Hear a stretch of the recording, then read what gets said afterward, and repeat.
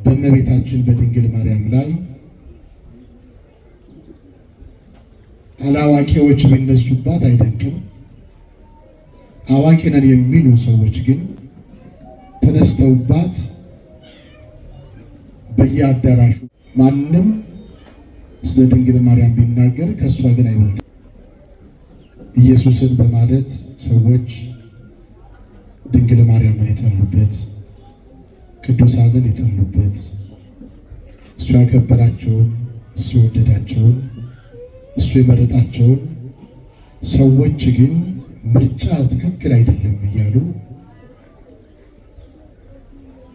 አንተ እነሱን መውደድህ ትክክል አይደለም እያሉ የተነሱበት ዘመን ስለሆነ በተለይም በእመቤታችን በድንግል ማርያም ላይ አላዋቂዎች ቢነሱባት አይደንቅም። አዋቂ ነን የሚሉ ሰዎች ግን ተነስተውባት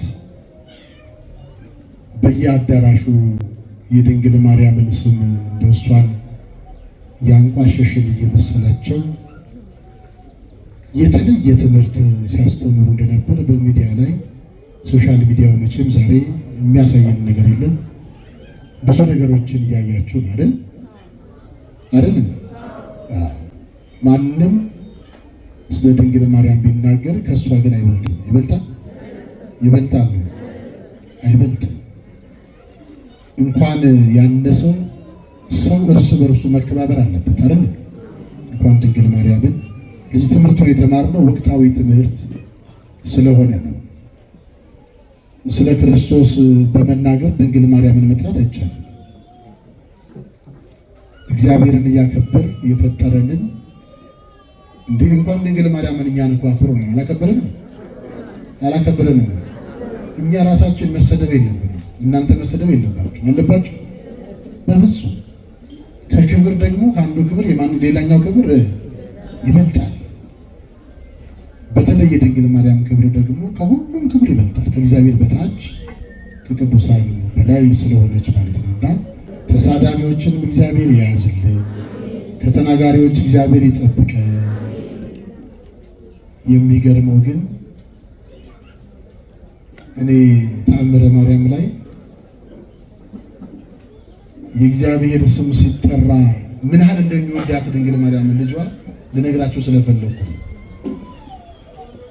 የክርስቶስን ስም ሲጠራ አልቀበልም ያለው የድንግል ማርያም ስም ሲጠራ ግን መታገስ አልቻለም። ጥርኝ ውሃ ለድሃ የሰጠው ማን ነበር? ንገሩኝ። በመድኃኒዓለም ተብሏል እኮ አልሰማም ያለው። በክርስቶስ ተብሏል አልሰማም። ኧረ በእግዚአብሔር ተብሏል በፍጹም አልሰማም። በድንግል ማርያም ሲባል ግን እስቲ ስሟን እንደገና ጣፋጭ ነው። ልጇ ምንድን ነው ያላት? እኔ በጣም ይደንቀኛል። የታምረ ማርያም ጸሐፊ ይቺ ነፍስ ሚዛን ላይ ተቀምጣ ሚዛን ስትደፋ ድንግል ማርያም ጥላዋን ጥላበት ታምሩ እንደሚነግረን ማርልኝ ባለች ሰዓት እኔን ሳያውቅ እግዚአብሔርን አላውቅም ያለው እንዴት እምረዋለሁ የሚል ቃል ሲናገር ልጇ ምንድን ያለችው? እውነት ነው ይህ አይካድም። ቃል ኪዳንህስ ይታበላል ወይ? የገባህልኝ ቃል ኪዳን በስምሽ ጥርኝ ውሃ የሰጠ እምርልሻለሁ አላልክም? አንተ ሰማይና ምድር ያልፋል እንጂ ቃል አያልፍም ብለህ የተናገርክ አምላክ አይደለህም አለችው። ስለ ቃል ኪዳኔ ብሎ በላይ ሰብን ምሮላታል። ክብር ምስጋና ለእግዚአብሔር።